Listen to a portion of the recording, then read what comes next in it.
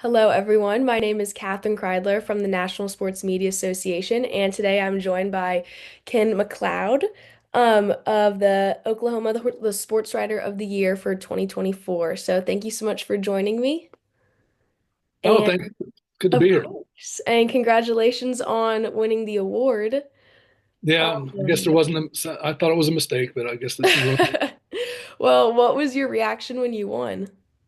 Well, I thought it was a great recognition of. I'm sorry, turn this off, and Oh, no, you're fine. we can edit that out. I'm sure, right?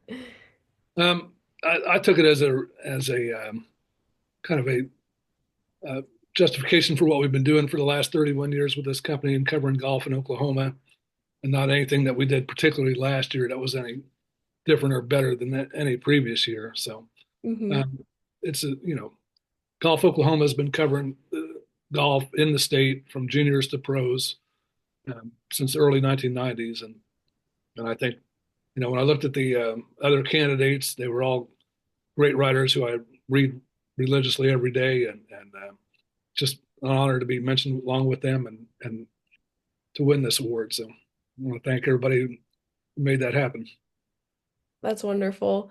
Um, could you tell us a little bit about how you first got interested in sports and your sports journey to becoming where you are now? Yeah, well, I went to Ohio State University. Oh, okay. I'm from Cincinnati. Are you really? Well, I'm from hmm Columbus area.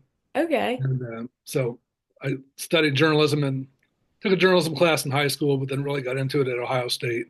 And I was sports editor at the Ohio State Lantern, which is a student newspaper there. Okay. And then hired by Gannett Company right after that. And they sent me to a little paper in Kansas. And I was a sports editor there, and then a medium sized paper in Kansas. And then from there to the Tulsa Tribune. So kind of had a 12-year career as a sports writer. And then the Tribune was a PM paper, an afternoon paper, and it went out of business in early 1992. Like a lot of PM papers were across the country at that time. hmm And so that's when I decided to start my own company and produce a regional golf magazine, which, was a kind of a crazy thing to do at that time. Um, I could have, went with another newspaper or stayed in that field, but really thought this was an idea that might have some legs. And here we are 31 years later. So I guess it was the right decision. That's awesome. Did you grow up playing golf? Yes, I did. My dad was a big golfer and started caddying for him and our neighbors when they would play their foursomes, at age 8 or 9, probably, and then started playing a few years later. I was never a, guy who took a lot of lessons or played on the high school team or anything, just did it recreationally. hmm Was more football, basketball, baseball guy as a kid. But, as those sports kind of waned away, golf became much more part of my daily life, and so really became infatuated with it probably in early 20s Okay. and been playing ever since. So So then you said after college, your first job was at the Gannett? was with Gannett. I was Okay. sports editor of the Coffeyville Journal. I don't know if you've ever heard of Coffeyville, Kansas. Mm-mm. It was a small Gannett paper at that time, very good paper. It had people that Gannett had sent there from all over the country, Washington, LA, Virginia, Florida. So we were kind of a little paper, but it was a very good place to start your career. Had a lot of good people there that were really knowledgeable in journalism, and get in there and work hard and work your way up from there. Okay. What were some like early challenges you faced early in your career?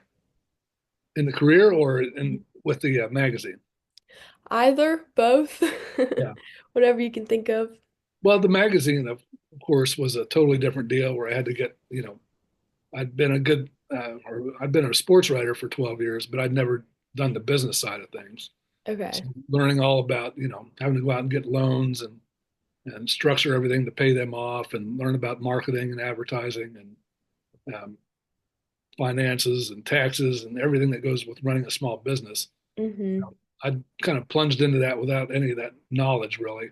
So you picked that up on the fly. And if you want to stay in business, you had to learn it pretty quick. So that was probably the biggest challenge right at that point in time. Okay. Could you tell me a little bit about like a typical day in your life now? What you do every day, your responsibilities? Sure. Well, like today, we also run the Oklahoma Golf Hall of Fame. Okay. Just sent the press release for next year's 2025 class over to the Hall of Fame board to have them look at, um, and also the flyer for the tables. I'm working on several big stories for next week about our PGA South Central Section Hall of Fame members for this year.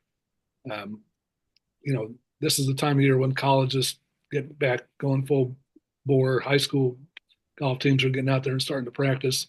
If there wasn't a sheet of ice outside, anyway. But and then as the season gets cranked up, it's a lot. It could be sales and editorial on the same day.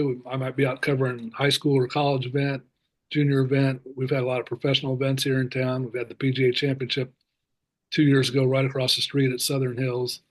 So, it's a variety of things, and that's what makes it fun and interesting is that there's always a challenge, whether it's on the sales side, whether it's on the editorial side, whether it's on the Hall of Fame side, and some of the other things that we do. So we wear a lot of hats, and as all small business owners know out there, you do that. You just hmm whatever the challenge, whatever that's necessary that day. It's not just like you're going to come in and know you have to go cover a basketball game. You might have to cover a golf tournament, but that might be one of 50 things you have to do that day. So, that's what keeps it. Variety is the spice of life, right? Right, definitely. Do you have any favorite stories that you've covered or any really special moments? Oh boy. Um, Let me show you something here. This is our anniversary issue, 30th anniversary issue. Okay. And so we put that out last year. And for that issue, we went back and I reread every issue of the magazine that we'd put out in 30 years to kind of pick the highlights. And Yeah. so that was a real interesting process, because you're always going forward and never really thinking about the past, but then to sit down and look back and reread every issue that we'd ever done and kind of pick up, it was just a great trip down memory lane to see all the different highlights that we had covered over the years, the courses that have been built, the pros that have grown up before our eyes from ninth grade kids to PGA Tour winners. So it's quite a state for golf. We've got a great selection of courses. We've got a great variety of pros who have come from here. We had the Oak Tree Gang that was famous with Bob Twain, Scott Verplank, and Willie Wood, and those guys.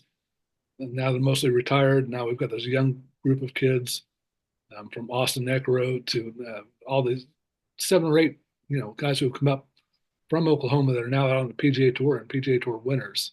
Taylor Moore, Taylor Gooch. Yeah. So, it's been a lot of fun to watch their development. Oh, that's amazing. Do you have any advice for students or young professionals looking to pursue a sports writing career? Yeah, don't do it. Just the profession has changed so much. When I came up, newspapers were the way most people got their information, and nowadays it's definitely there was no internet, there was no cell phones, there was no email.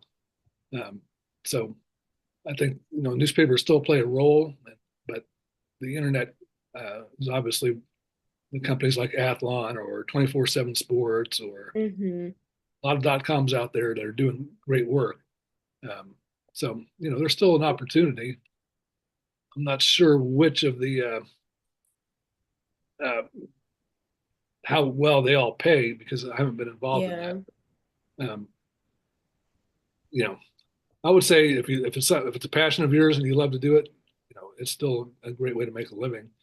Um, and it just might be a little different than the experience I had coming up. Right.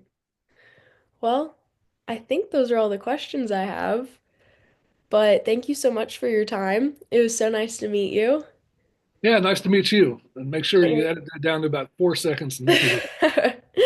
And congratulations on winning.